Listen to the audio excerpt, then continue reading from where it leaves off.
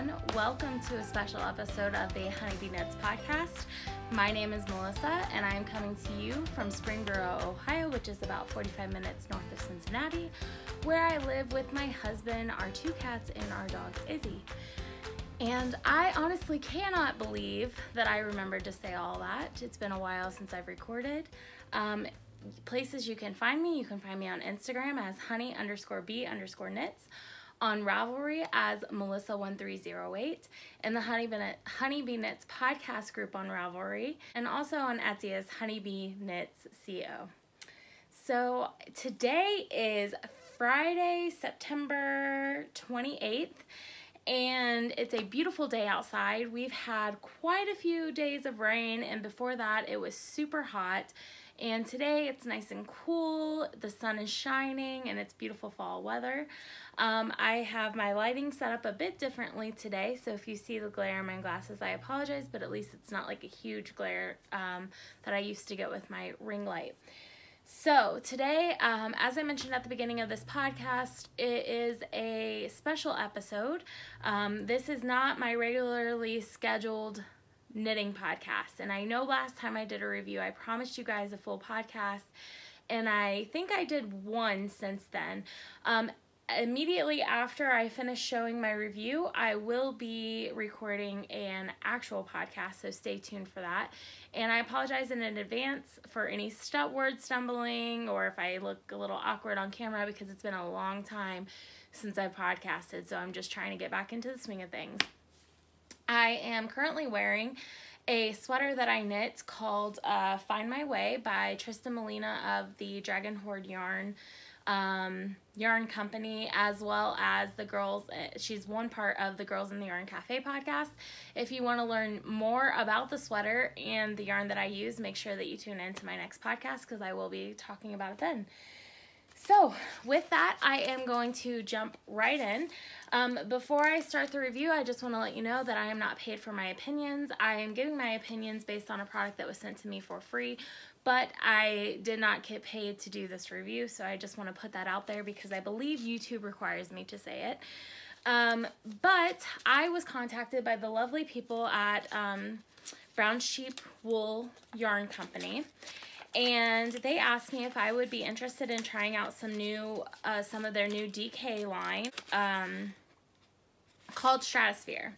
So the yarn itself is 100% superwash US wool, and as an indie dyer, I get a lot of questions from customers asking me where my wool is sourced from, so I know that it does matter to some people if the wool is US versus overseas. So yes, this is 100% US wool, so if that's something that you're looking for, this would be great for you.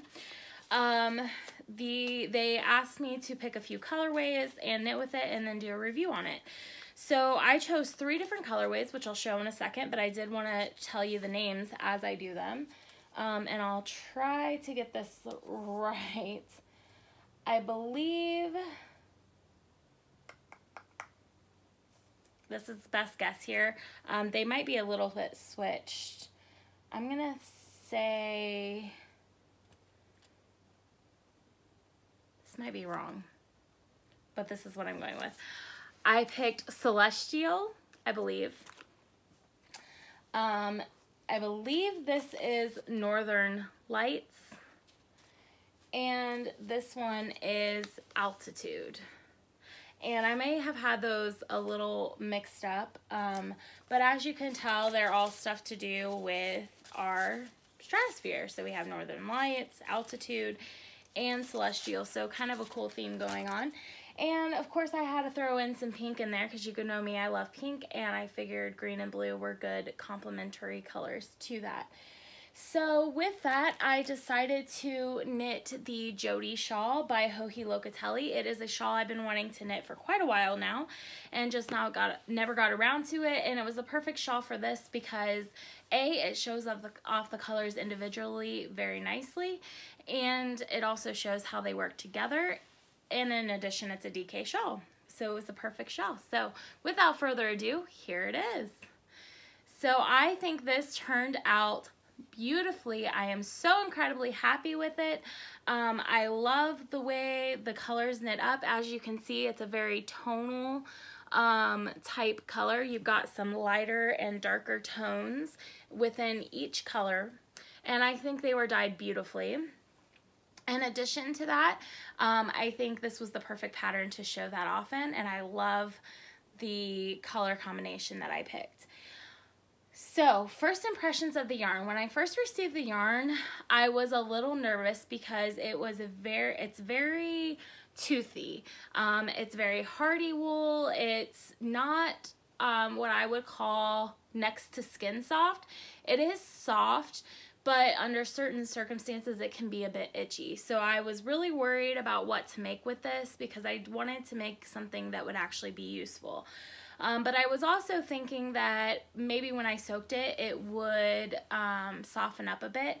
And this is nothing against the yarn. I think the yarn is lovely. I'm just used to knitting with like merinos and cashmeres and things that are a little bit softer. So this is definitely outside of my comfort range, knitting with 100% US wool.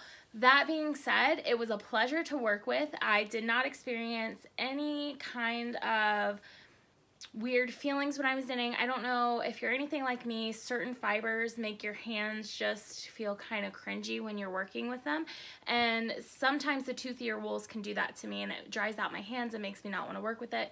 This did not do that. I think this has enough natural lanolin in the wool to soften your skin while you knit so that it doesn't become a problem.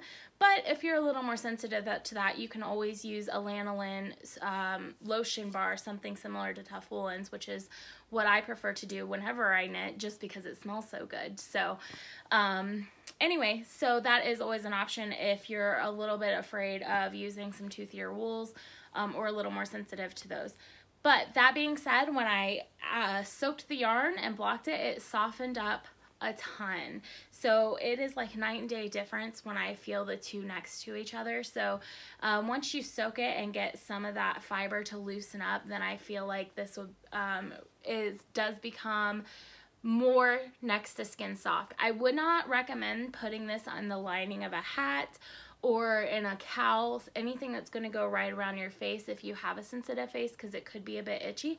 But things like shawls, gloves, sweaters even, I would definitely recommend this for. I think it's soft enough to be knit into a sweater. So with that being said, just to let you know, the pattern that I knit this sweater out of is DK, so you could absolutely use this yarn to make this DK sweater. I did check the price on it, and it seems to retail for about $14 a skein. So if you're looking for a cheaper alternative to indie dyed yarn, then I think this would be a perfect option if you're looking for large quantities of DK weight yarn. So, and I was showing the wrong side just now, so let me flip it over so you can see the right side. I did use I ordered some new needles from Jimmy Bean's Wool.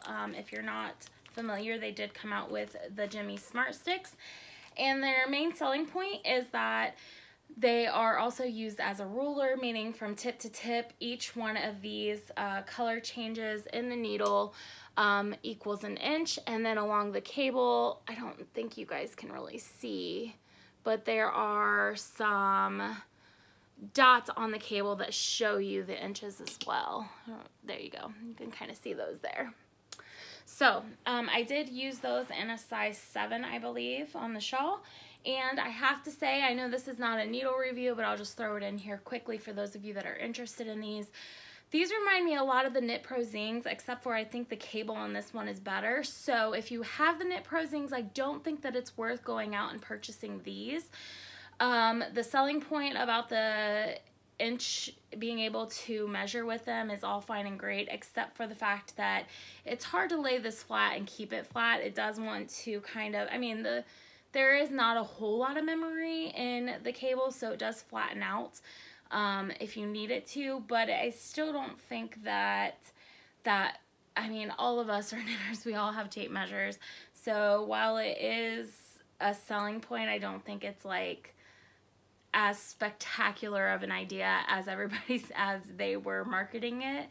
I think it's a great idea. I just don't think it's life-changing when it comes to needles. So that being said, if you already have the zings, I wouldn't recommend going out and purchasing these because I think you would be disappointed because they're so similar. However, I would say zings or melodies. However, I will say if you were wanting to buy a set of zings, I would actually purchase these instead, just because the cable on these again doesn't have as much memory, so it's easy to kind of flex to what you need it to do, and it doesn't keep curling up on you. Also, the joins on this seem to be a bit better than the Knit Pro zings. I've had some issues with the Knit Pro zings. As far as the melodies go, I haven't had any issues with the joints, but that's because I have the interchangeable set of the melodies, so the joints are a bit different. But anyway, again, it's not a needle review, it is a yarn review, but I just thought I'd throw it out there for anybody that's interested. And yeah, that's about it. I have a, this is going to be a gift for a dear friend of mine, and I think she's going to love it because it reminds me of her, and I'm so glad to finally have it finished. And I would highly recommend this yarn if you're looking for some DK weight that is a little more affordable, and something that's very thick and will keep you nice and comfortably warm. So I think that's all that I have for this review. I hope you guys enjoyed it, and stay tuned to my regularly scheduled podcast, which I have not been doing because I have lots more reviews coming down the line. So thank you guys so much for joining me today, and I will see you soon. Have a great day. Bye.